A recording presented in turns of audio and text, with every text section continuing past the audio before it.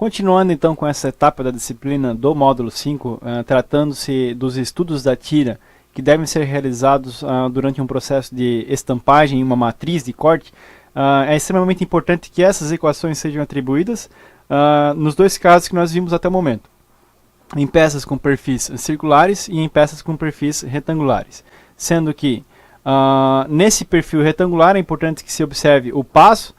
O passo está relacionado de acordo com o valor de n, que pode ser calculado com relação a n igual a 1,6 vezes a espessura do produto, ou então o valor de n, nesse caso aqui n1, ou então esse valor de n, considerando n igual a 1,5 vezes a espessura do produto também. Para peças com espessura inferior a 1,5 mm, sugere-se a atribuição dessa tabela fornecida e que se atribui muito bem na prática, integrando-se a literatura com os experimentos práticos. Sendo, por exemplo, como os valores atribuídos anteriormente com relação à espessura, para valores que variam aqui de espessura 0,2 até 1,5, por isso a atribuição dessa tabela para peças com espessuras menores que 1,5. Para peças que contêm os lados curvos, aí então aqui a gente atribui os valores de M e M1, que foram relacionados a perfis circulares. A sua recomendação para as folgas que devem ser atribuídas entre os valores da estampagem em si, que variam aqui também de 1,5 a 2. Então, esse tipo de espessura é necessária a atribuição de valores de espaçamentos um pouco maiores.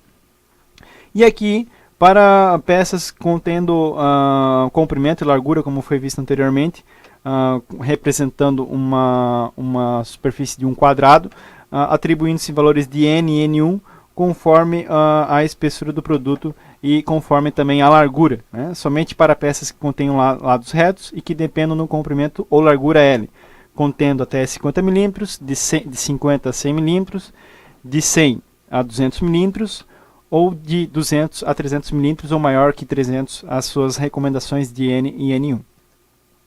Aqui nós temos um outro tipo de situação recomendado para peças que não tenham perfis retangulares. Então, em alguns casos, é possível diminuir a perda de material através de diferentes tipos de layouts. Nesse caso, verifica-se primeiramente o processo de estampagem com a peça com esse menor lado para baixo, aumentando-se aqui o afastamento entre elas, e após todo o processo de estampagem dessa tira, é necessário reverter a direção dessa tira para que a peça seja estampada com este menor lado para cima, tendo um melhor aproveitamento do material também. O que se ressalta aqui nessa condição do estudo da tira é obter um melhor aproveitamento do material. Então esse tipo de layout de testes que podem ser realizados para melhor aproveitamento da tira, além dessas equações, aconselha-se também um estudo 2D com o uso de plataformas CAD para o desenvolvimento desses estudos e verificar o quanto de material será desperdiçado. Nesse caso, a tira será estampada em 2 ciclos. Tira, que eu chamo, é a tira plana aqui, e o produto que deseja ser estampado. Ok? Então, aqui é mostrado então no primeiro passo, corte no primeiro passo, essas regiões aqui, corte no segundo passo, essas regiões aqui, verificando-se a menor perda de material. O que se ressalta aqui nessa condição de tipos de processo de estampagem com matrizes de estampo é a condição inicialmente de antes de desenvolver a matriz de corte e verificar qual que é a área plana útil que será atribuída para o processo de estampagem, proporcionando a menor perda. E em alguns casos também existem aplicações em que é necessário utilizar valores de M e N em conjunto, alterando-se esses valores aqui para se obter um melhor aproveitamento de material. Valores de M e N, então nesse caso aqui, o N é o fator tabelado como foi mostrado anteriormente, e o N1, e o M também da equação apresentada anteriormente, e o valor de L, que é a altura total do produto. Então, valores de M e N que estou se referindo aqui são com relação a essas equações aqui e essa equação aqui. Ok? Para peças com espessura maior que 1,5 e peças com espessura menor que 1,5 mm, usar o valor tabelado.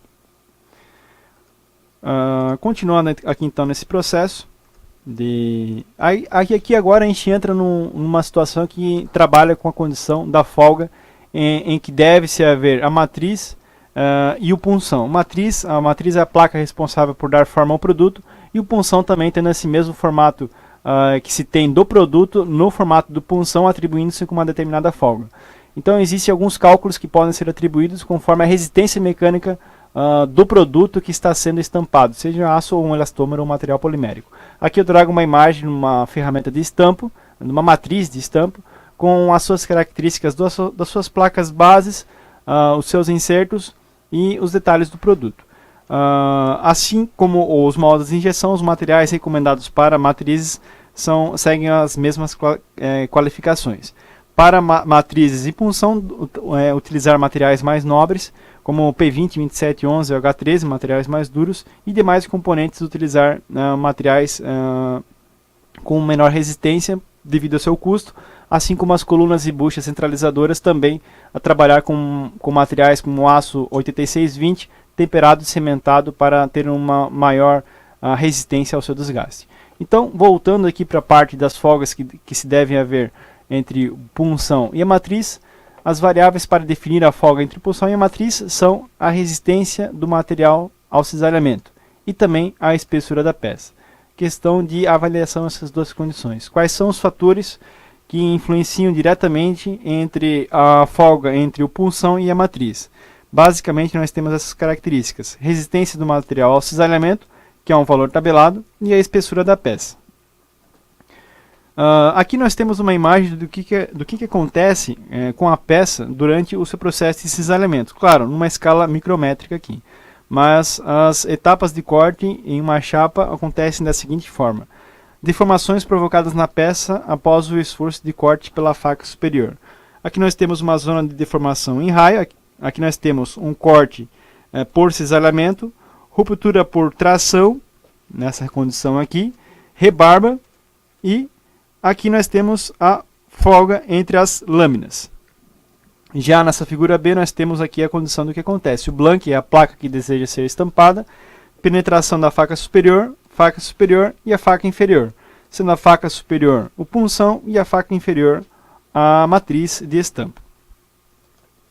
Então, aqui nós temos a equação matemática que é atribuída para se realizar de forma adequada o corte entre a folga adequada entre o punção e a matriz, sendo que a folga entre o punção e a matriz é importante, pois esse fator influencia no acabamento superficial da peça e também no desgaste da ferramenta.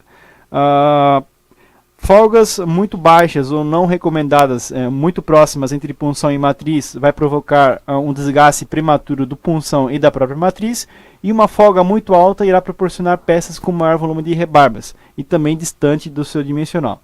Então, se atribui entre o punção e a matriz a seguinte equação: a folga depende também da espessura, como eu comentei anteriormente. Então, para peças com até 3 mm de espessura, é possível se atribuir a equação onde F é igual a 0,01, que é a folga, né?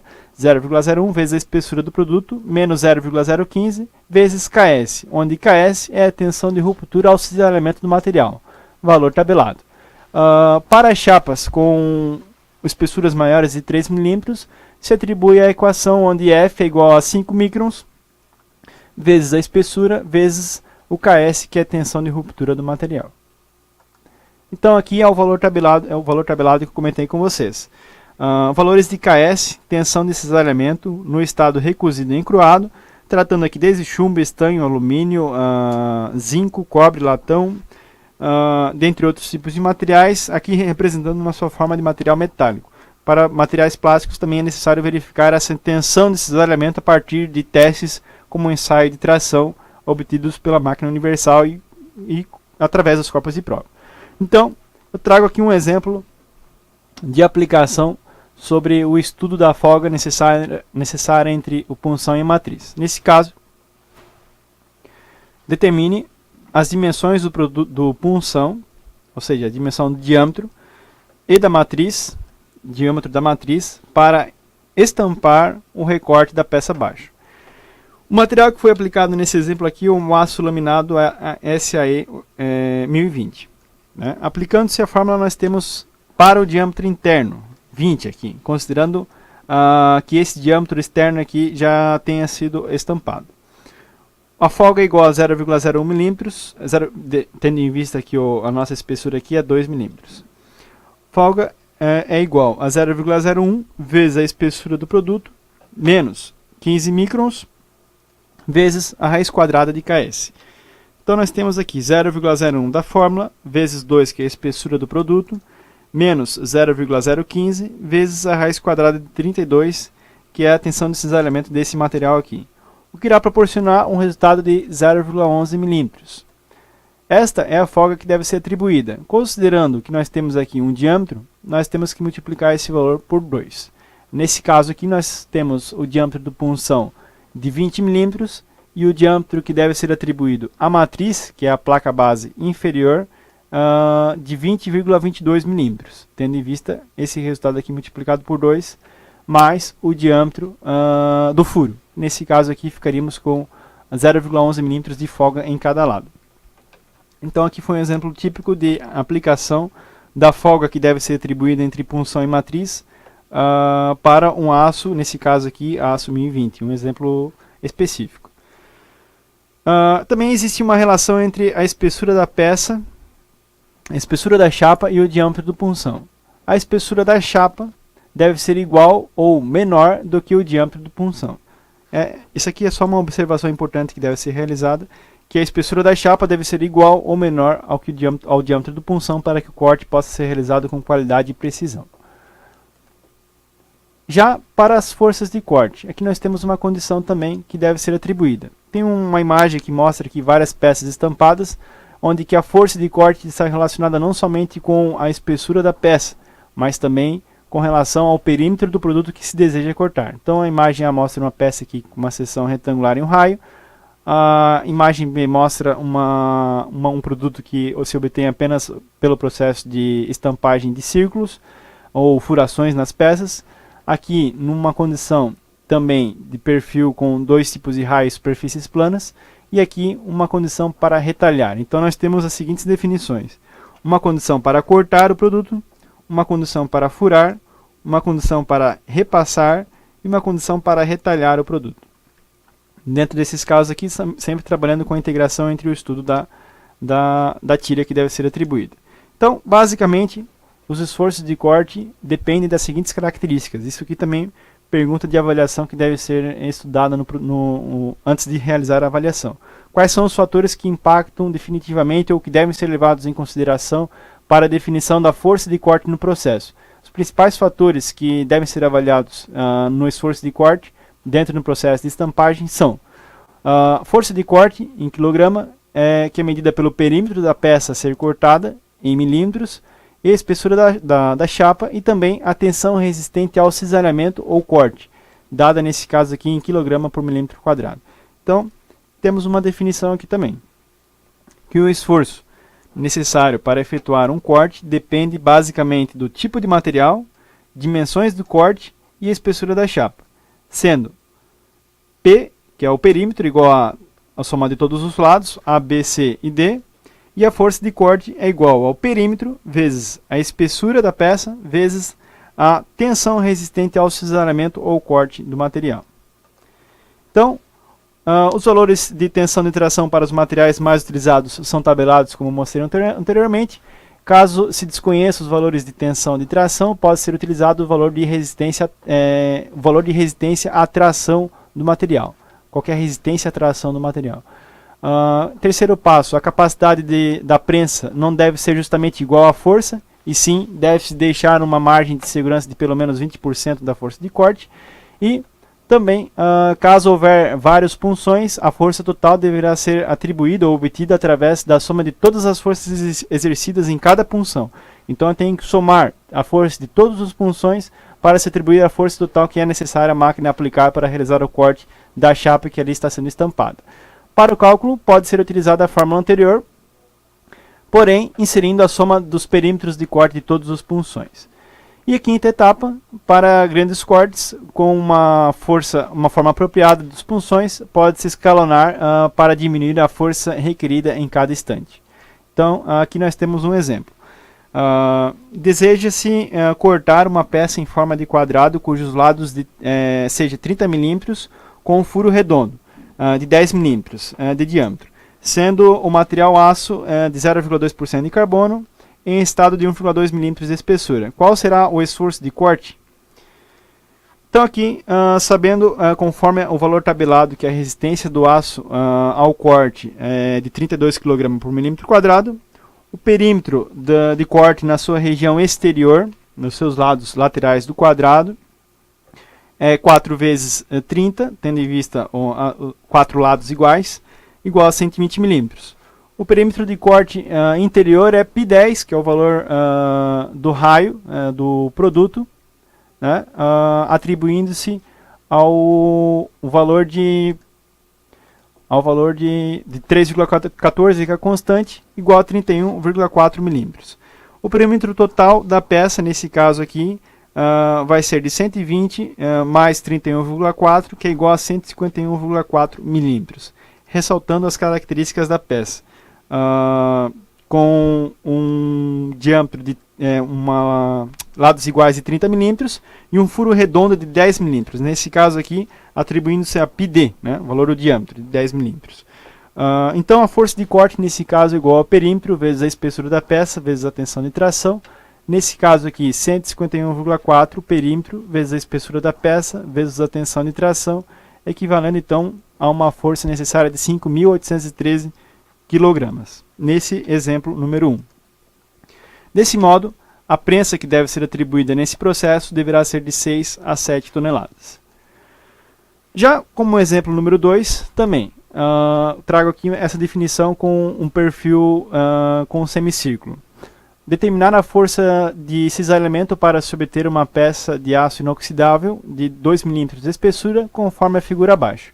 Então, tratando-se aqui da tensão de tração de 60 kg por milímetro quadrado e uma espessura de 2 milímetros, temos a seguinte condição: que o perímetro é igual a 50, que é esse lado aqui, mais 60, mais 70, mais 3/4 desse valor do raio aqui, vezes o π, vezes 60, que é o seu diâmetro. 3/4 do diâmetro vezes π, igual a um perímetro de 321,37 milímetros.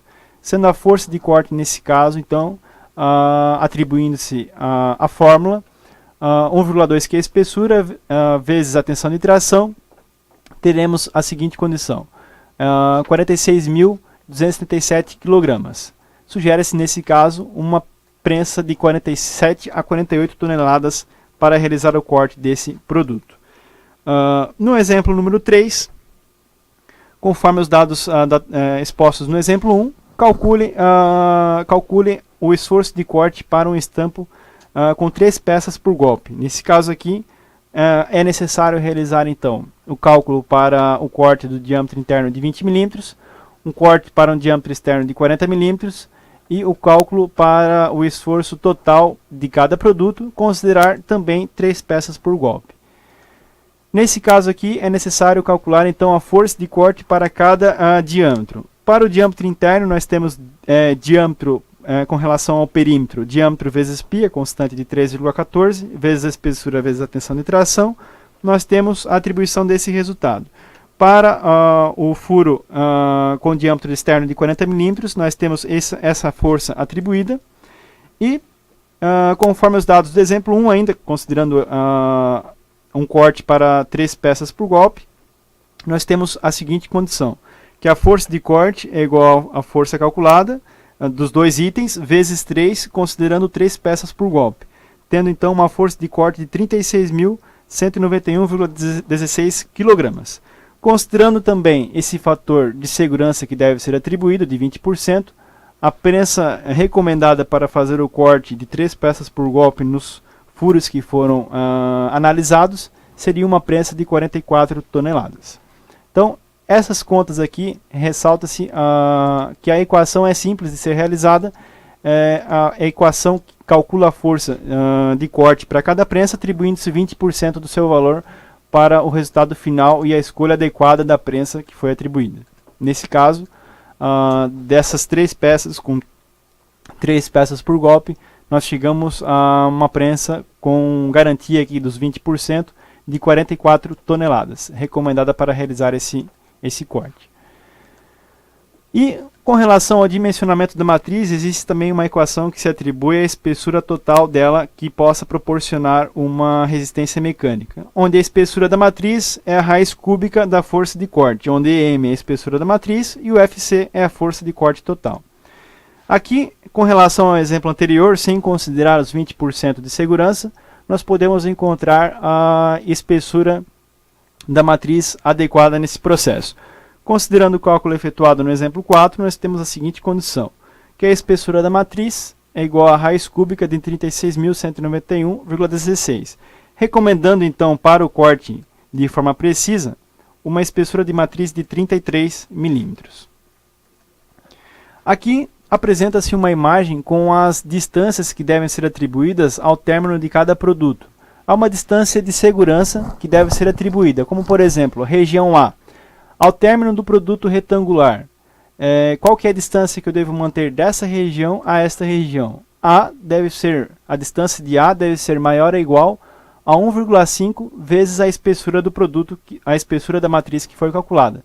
Nesse caso, 1,5 vezes 33 milímetros. Assim como as distâncias provenientes da região B, aqui, e a região C, aqui dimensionada.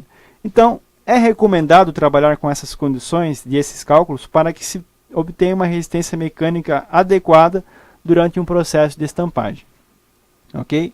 Então aqui se atribui uma equação para que você tenha uma distância mínima até o término da placa após o processo de estampagem. E aqui é aquela condição que eu comentei anteriormente, que os punções, para se reduzir a força de corte necessária para o processo, é comum que se atribua uma determinada angulação no seu punção. Aqui nós temos uma região plana, aqui mostra no gráfico a força de corte necessária para o processo. Ela é maior do que quando se atribui um determinado ângulo, que é a região B, ou um determinado rebaixo aqui no punção, que é a condição C e a condição D. Conforme você vai atribuindo ângulos nessa condição dos punções, se atribui uma redução da força de corte necessária para realizar o corte. Aqui é comentado então os principais componentes que devem ser atribuídos no desenvolvimento de uma matriz de estampo. Considerando aqui então o primeiro componente, que é a haste ou espiga, normalmente utilizada para centralizar todo o conjunto da matriz na máquina prensa para realizar o corte, normalmente fabricada em aço 1045, também não se necessita uma dureza muito elevada para esse tipo de componente. O item 2, cabeçote ou placa base superior, atribuída para a fixação das buchas centralizadoras e também para a fixação do punção. E aqui nós temos alguns outros componentes que se atribuem, como por exemplo o item 3, responsável pela placa de choque, também atribuída com uma condição para suportar os solavancos que se atribuem dentro desse processo de estampagem. Nós temos o item 4, que é o porta-punção, que vai também ser atribuído ao sistema de fixação do punção em si. O item 5, que é o punção, que é o que vai dar forma ao produto final, em conjunto com a matriz, que é a parte da placa base inferior. Aqui a peça foi rotacionada, aqui nós vemos a parte superior desse conjunto superior, sendo a espiga e a placa base superior. Aqui a gente rotaciona a peça em 180 graus para mostrar essas demais condições. Então aqui a gente tem o item 5, que é o punção, que vai dar forma ao produto, todas essas regiões aqui, destacadas em azul, em 3 itens.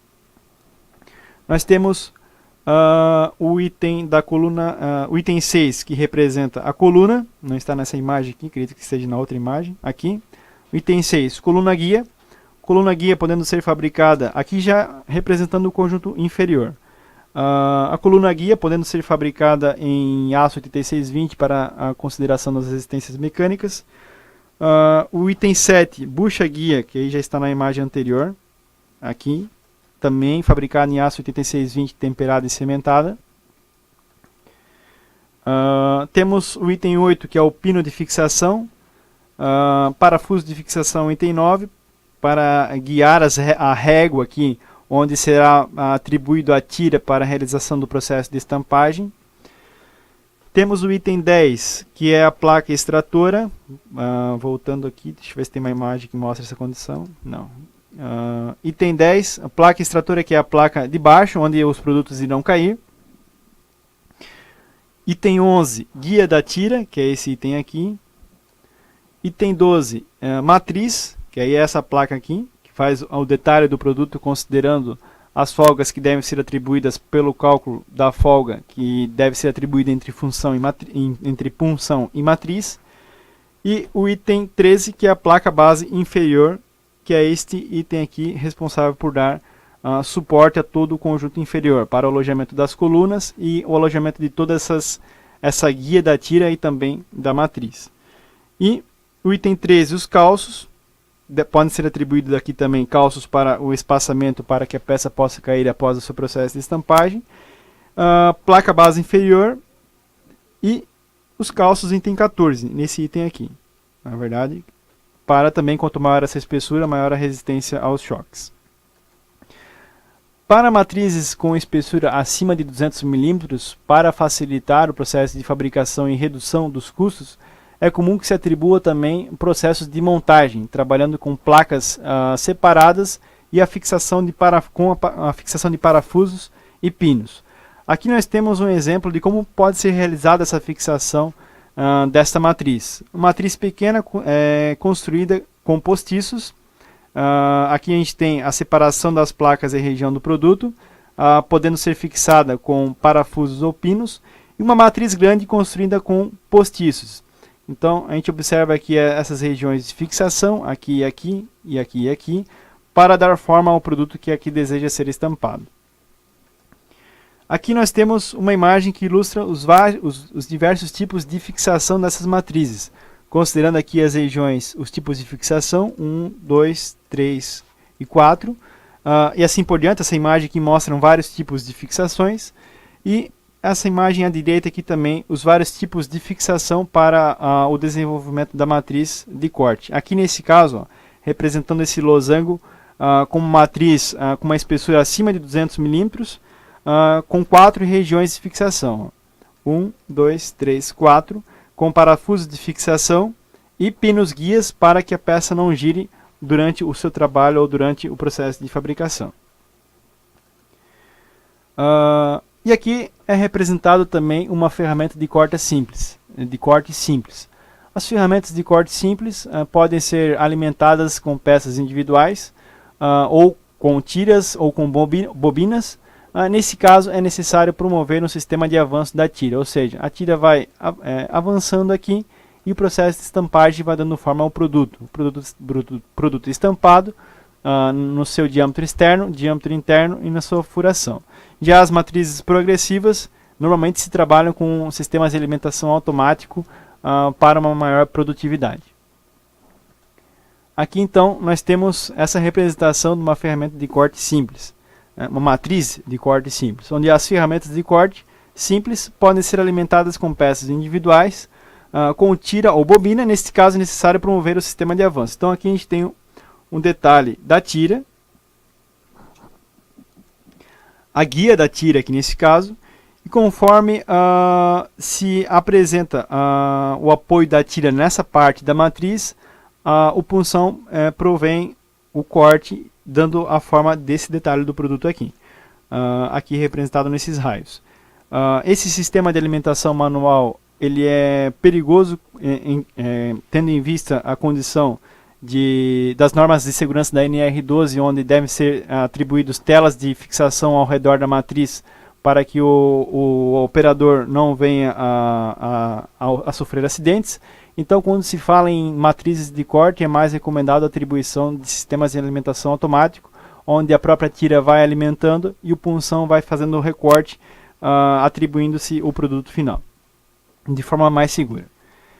E normalmente essas bases de estampo são classificadas conforme a norma da BNT, atribuindo-se molas MDL com diferentes tipos de comprimento para auxiliar a abertura da matriz, e também é possível adquirir os porta-matrizes já padrões de mercado, fazendo apenas com que o fabricante necessite realizar a usinagem do produto que se deseja obter do produto final.